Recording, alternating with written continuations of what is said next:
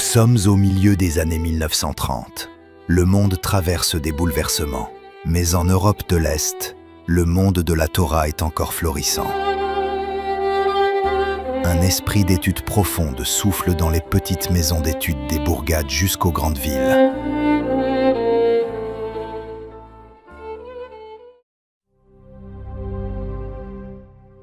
Dans le nord de l'Afrique, dans cette région appelée le Maghreb, une communauté juive vibrante illumine les sables du désert par la lumière de la Torah.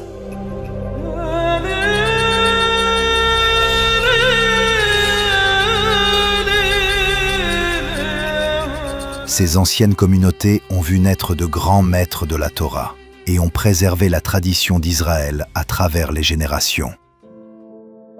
Puis vient la Shoah, l'enfer, la douleur, la perte. La voix de la Torah se tait sur le continent européen.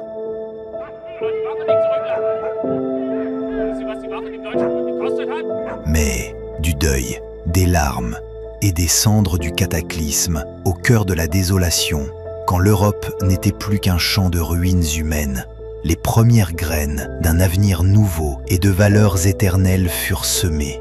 Des valeurs qui allaient élever les âmes juives survivantes, les enfants d'Israël, et leur redonner espoir et lumière. Alors qu'ils tentaient pour la première fois de vivre sans la peur, une étincelle s'alluma, elle qui jadis illuminait le judaïsme d'Europe de l'Est, celle que le Rav Chaikin a héritée du Chafetz Chaim et des grands maîtres de cette époque en Lituanie. Peu à peu, avec persévérance et dévouement, sous l'impulsion de Rav Moshe Leibel de Pologne, avec le grand rabbin Ernest Weil d'Alsace et Rav Chaikin de Lituanie. Et Rav Chaikin, qui est l'âme et le moteur de cette yeshiva, eh bien, a fait comprendre que l'importance de l'étude était fondamentale pour chaque juif. Avec Rav Eliovitch de Hongrie à leur côté.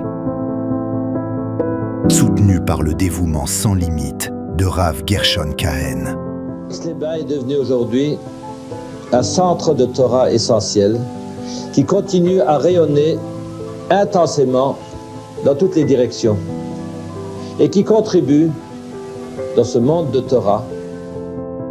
Ils érigèrent la Yeshiva, qui prit le nom de Yeshivat Chachmei Tzorfat. Au fil des années, le disciple éminent du Rav Chaikin, le Rabbi Yitzhak Weil, accompagné de Rav Tzvi Chaikin, poursuivirent cette œuvre, préservant les valeurs d'une Torah de vérité.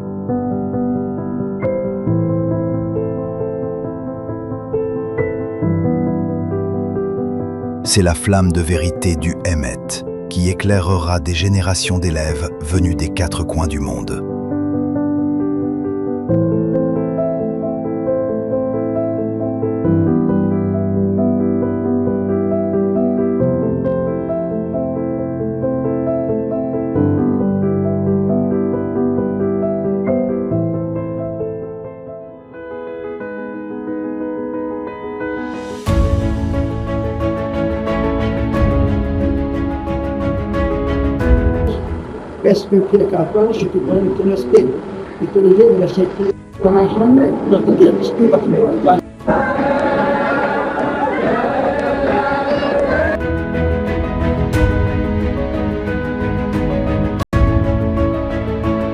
En novembre 1970, je suis arrivé à Aix-les-Bains. Et quand on est descendu du taxi, la première personne qui nous a reçus, c'est Rav Chaikin Alav Shalom.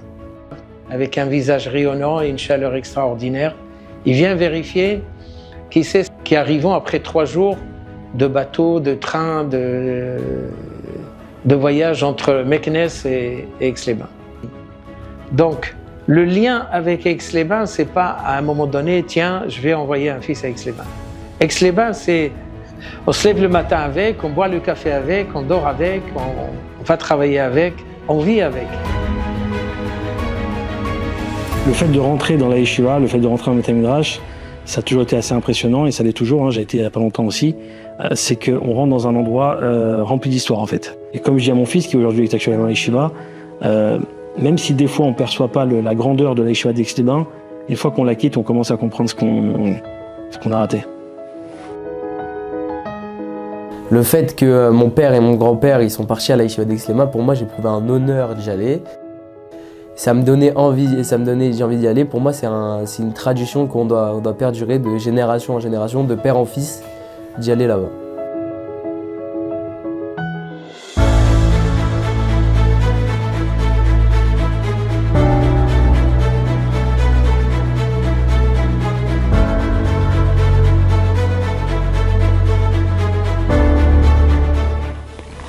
Une chose, Lerne.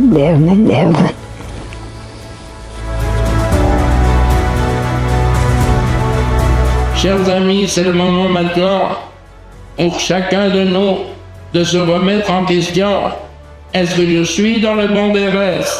Est-ce que je comprends ce qu'Akadosh Baruch Hu attend de moi? Est-ce que je comprends pourquoi je suis ici-bas, dans ce monde, pour faire le Ratzon Hashem, pour faire ce qu'Akadosh Baruch Hu attend de moi? N'essayons pas de chercher des compromis, car nous voulons qu'Akadosh Baruch Hu nous aide jusqu'au bout, au maximum, pour faire à chacun de nous ce qui est bon pour lui. Beniske, Mimera, le Biad, Goel Sende, Mimera, Miavin.